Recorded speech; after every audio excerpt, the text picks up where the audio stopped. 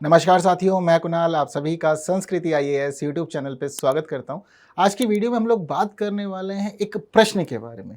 प्रश्न में यह पूछा जा रहा है आप लोगों से कि क्या सांसदों और विधायकों को हमेशा निगरानी में रहना चाहिए।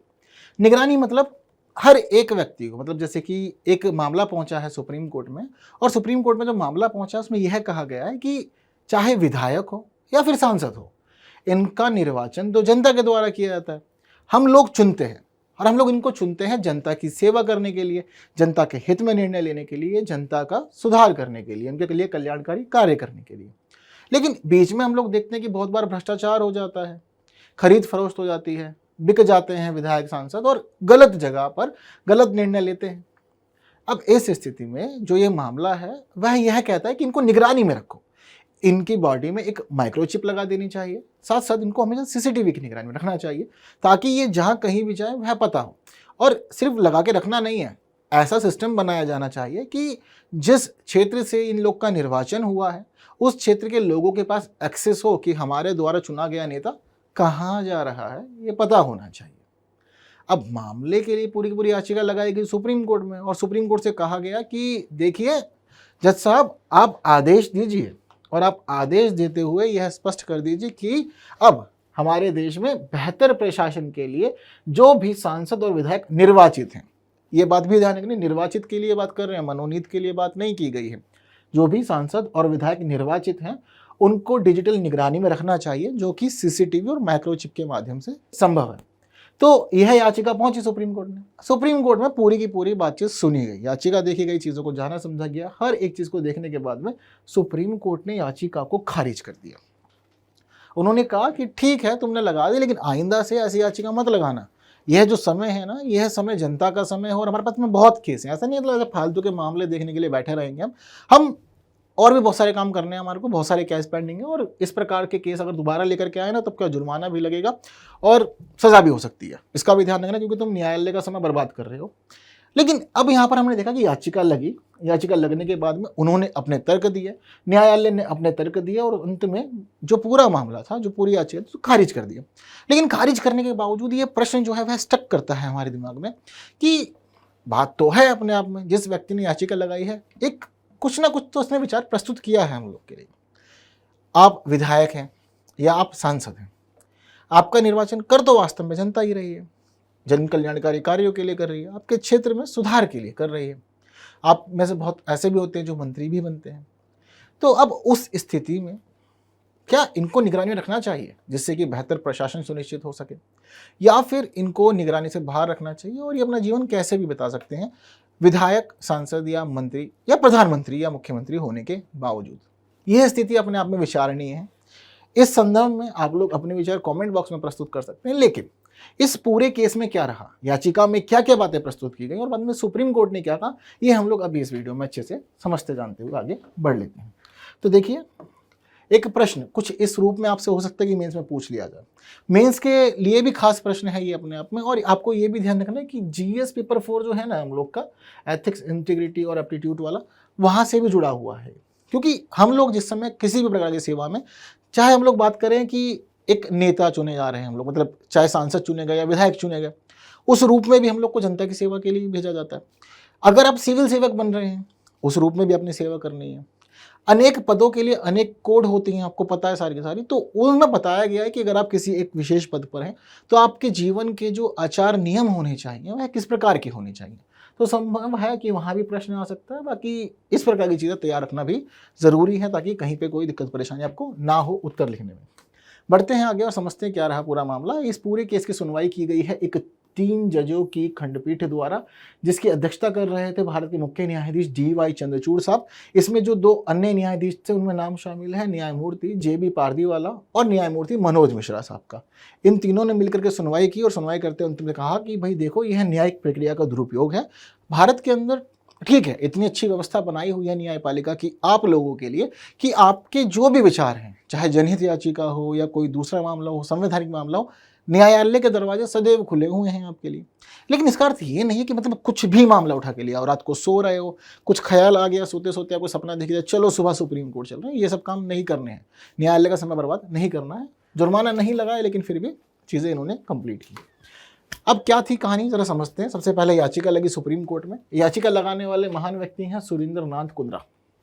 महान व्यक्ति, ऐसे यूनिक आइडिया सबके पास नहीं होते ना।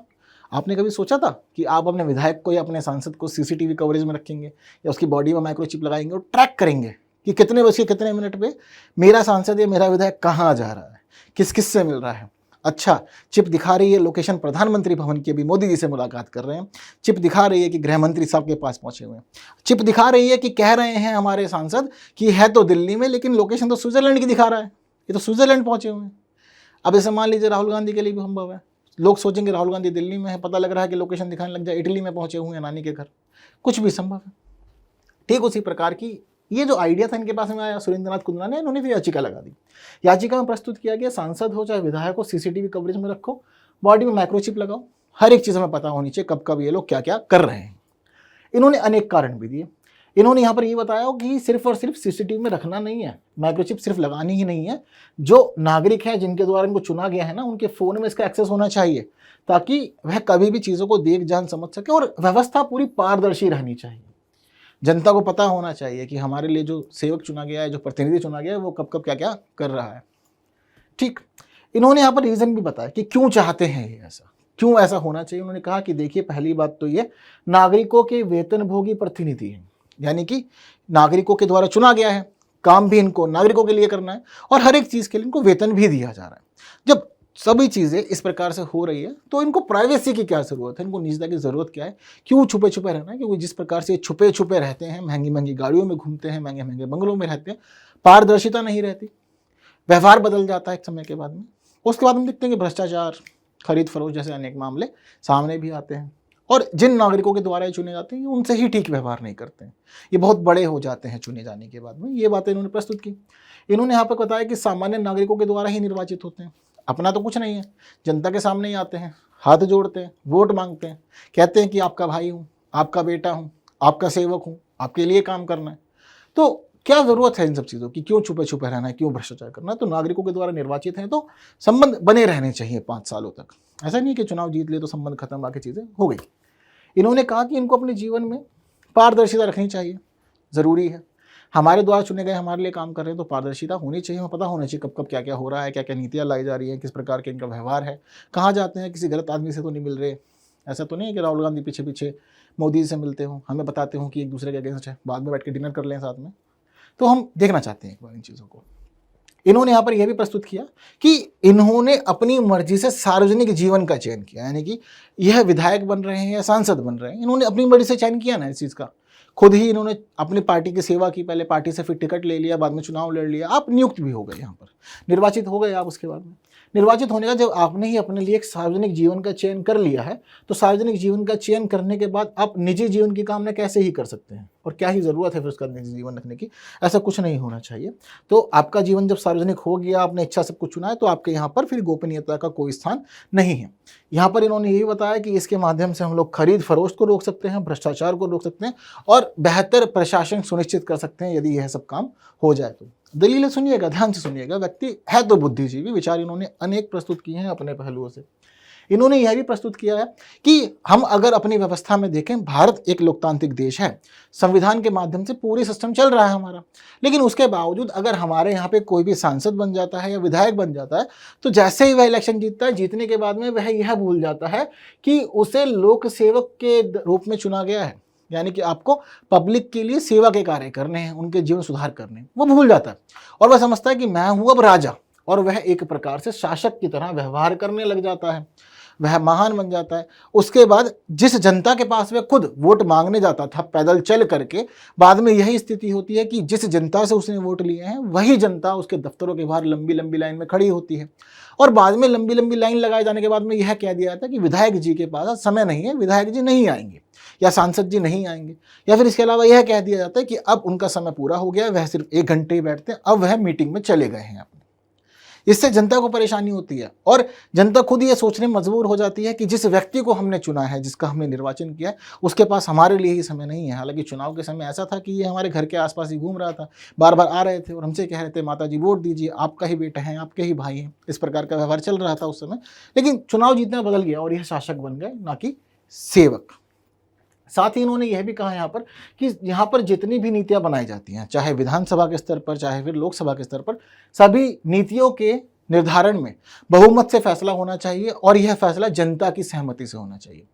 हम लोगों ने चुना है, कायदे से कानून नियम हमें बनाने चाहिए अपने स्तर पर, ऐसा याचिका में कहा है, मैं नहीं कह रहा हूँ। याचिका में इन्होंने ये बात कही कि हाँ, कानून हमें बनाने चाहिए, नीतियाँ हमें बनानी चाहिए, लेकिन बना कौन रहा है? बना रहे हैं हमारे द्वारा चुने गए व्यक्ति, जो खुद अपने चुनने का निर्णय नहीं ले सकते। वह जनता के लिए क्या सोचेंगे कल्याण की बात है? ये कैसे संभव है?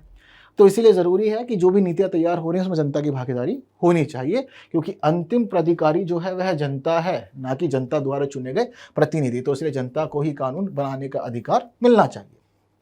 ये सभी बातें इन्होंने प्रस्तुत की और उन्होंने प्रस्तुत करते हुए कंक्लूड कर दिया कि देखिए जी, हमें चाहिए अब इनके लिए कवरेज, ये निगरानी में रहेंगे, उस निगरानी का एक्सेस जनता के पास होगा, ताकि हम यह सभी चीज़ें सुनिश्चित कर पाएँ और एक बेहतर प्रशासन हमारे देश में हो।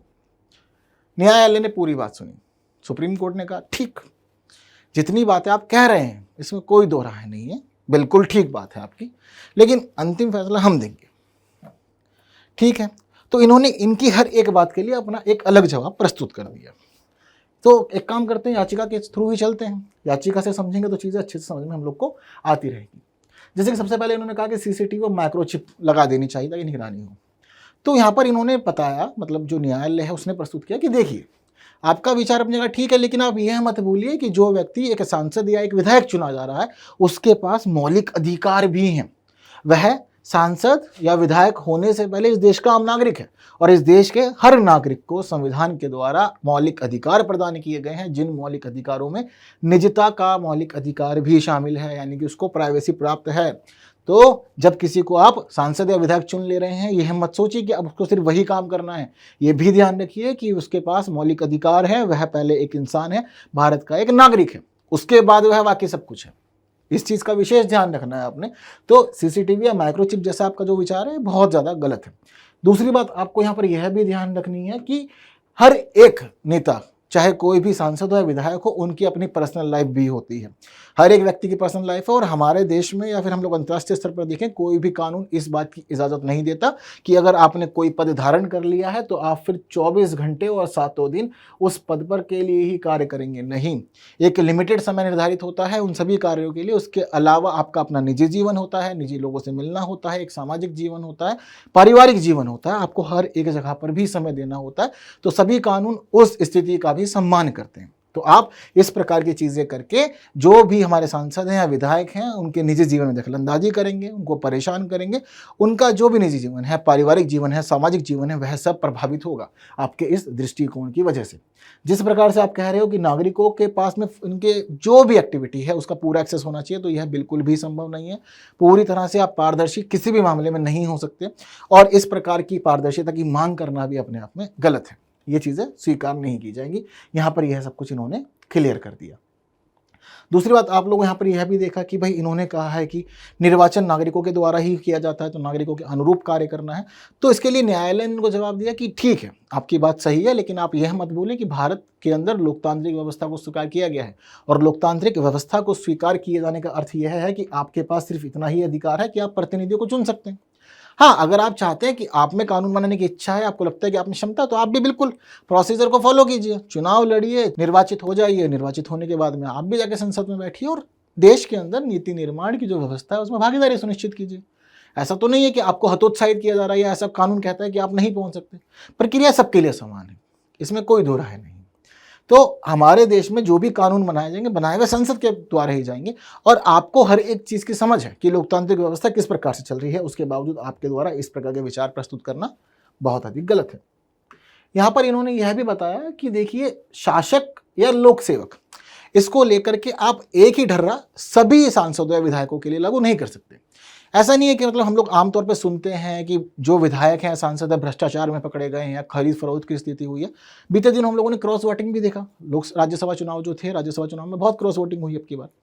तो इस दौरान इन्होंने यह भी कहा कि आप सभी को समान नहीं मान सकते और सभी विधायकों और सांसदों के लिए एक प्रकार की व्यवस्था की मांग नहीं कर सकते। आप ये नहीं कह सकते कि उनके लिए सेम पैटर्न होगा, सेम पैटर्न के अकॉर्डिंग ही सब रहेंगे, या आप सेम पैटर्न में ये नहीं मान सकते कि सारे के सारे शासक ही हैं।